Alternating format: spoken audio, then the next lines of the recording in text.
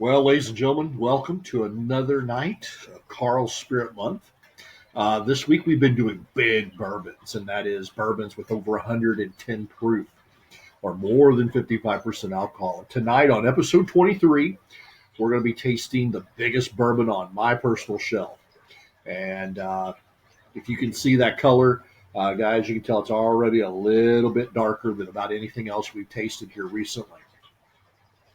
Tonight we're going to be doing Stagg Jr. This is Stagg Jr. It comes out of Buffalo Trace. And a little bit of history here very quickly. It's Buffalo Trace is, of course, owned by Sazerac.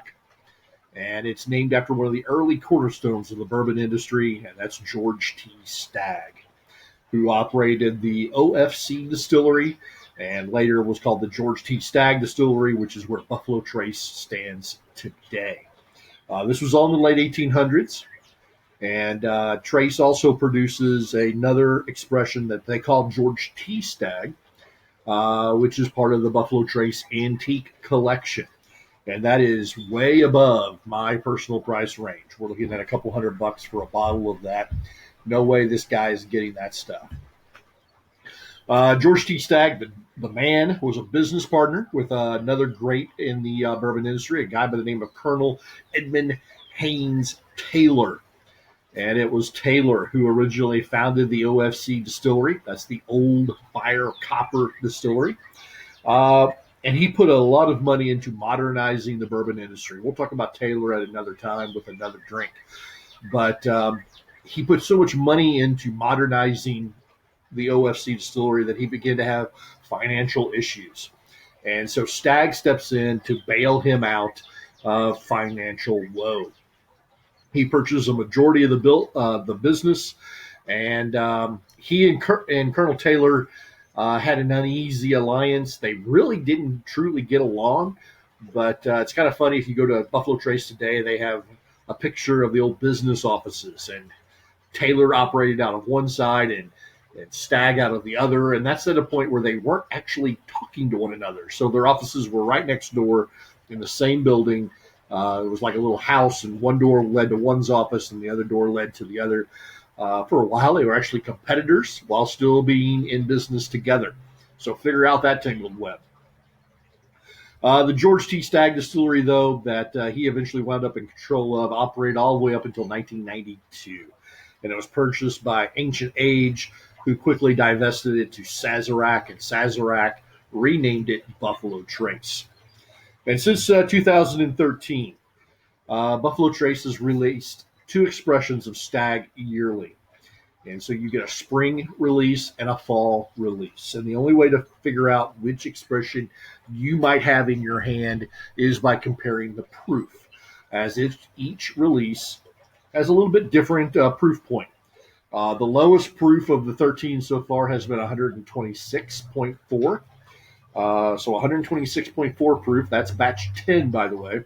And the high of 134.4, which is batch 1. Batch 1 is often called a hot mess by a lot of people on the interweb, but they said it was just too hot, and so that's where you are on that. So what about tonight's drink? Well, first of all, Buffalo Trace uses match bill 1 for its Stagg Jr. We don't know exactly what's in it. We do know it is 10% or less of rye. And we know the Stagg Jr. is aged anywhere between 9 to 10 years. Now, I actually have two bottles of Stagg Jr. I have a batch 3, which is 132.1 proof, and which is a fall release of 2014. So this was only the third release. And I have a batch 10, which is 126.4 proof, and that's from the spring of 18. Tonight, told you we were going to go big. We're going to 132.1. So this comes from the fall of 2014. And I've had this before. It's actually, I think, really good. I stay away from it because the batch 10 was a little cheaper for me to buy, even though the proof point's a little lower. And I've been drinking that. but it's a really good bottle. So in the glass, on to the tasting notes here. In the glass, first of all, if you saw that bottle, you saw that it's a deep, dark copper color. This kind of blows by those amber colors we've talked about. It blows by that light and medium copper. There's no burnish here. That's a deep, dark copper with a good luster to it. If the sun was out today, I think this thing would just be really sparkling. In the glass, those lines are super, super thick. They barely move down the side. Just swirling it just now, there's some beads, but they're not even moving down the glass. So we're talking about a very thick, viscous liquid in the glass. I poured this in the glass. I gave it a few moments to kind of air a little bit, gave it a few swirls.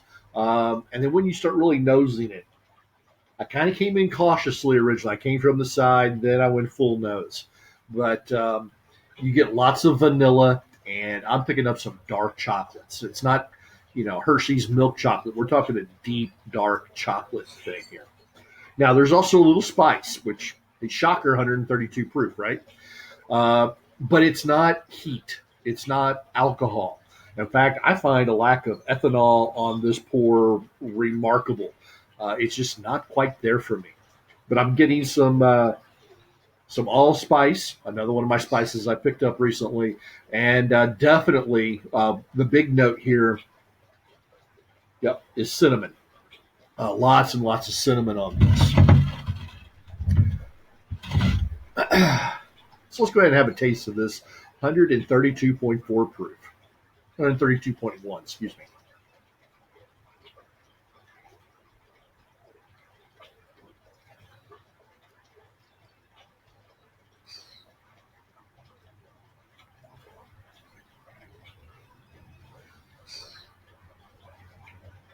And I have to say, wow, there's spiciness, obviously.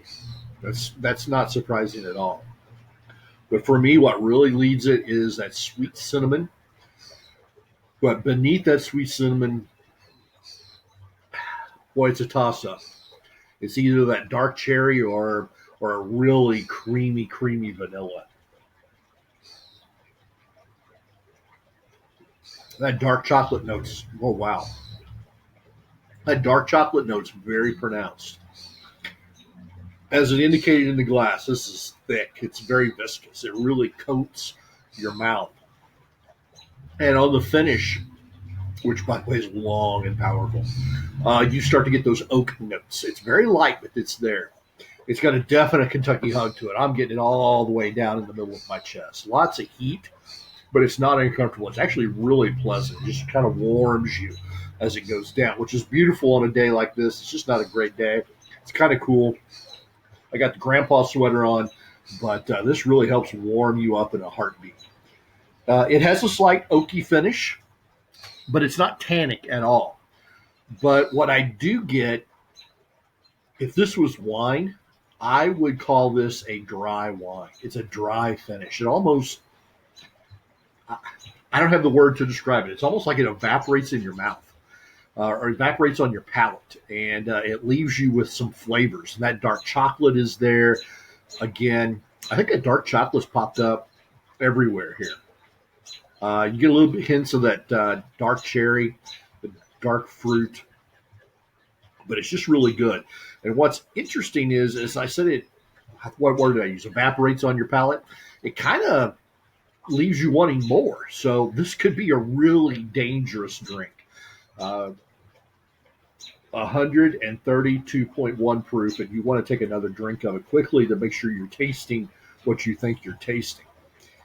This could hammer you in a heartbeat if you're not very careful with this. Overall, I think this is a great bourbon. I really am enjoying it a lot. Each batch of Stagg Juniors had some different tasting notes out there, but for me, this batch 3, which was not all that highly regarded at times, really is a good bourbon. I'm really enjoying that a lot. It hits a lot of those quintessential bourbon notes. And I like high proof bourbons. I really do. But they have to be balanced. I don't want them to try to cover up, their flaws in flavor with high proof alcohol heat. This doesn't do that. This really holds up. It's bold with its flavor. It's not shy, but it lets you know you're drinking high proof, but the flavors are there and they really pop.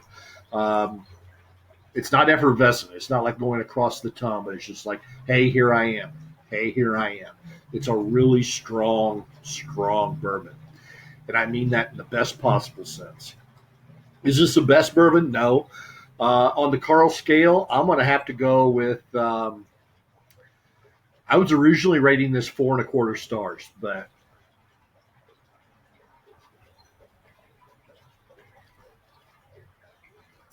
boy, that's just good. I'm going 4.5 stars on this. I'm going to go 4.5 stars on the Stagg Junior Batch 3. Really, really good bourbon. If you can find a Stagg, it's released biannually. Like I said, it should be in the $50 to $60 price range. A little pricey at times, but if you want a big bourbon that's got a lot of powerful flavors, Stagg Junior is your best bet. So there you have it, ladies and gentlemen. Stagg Junior, our final bourbon of Big Bourbon Week. Very high bourbons this week, high proof bourbons this week. I hope you all have enjoyed. And as always, please find peace and happy pours to you.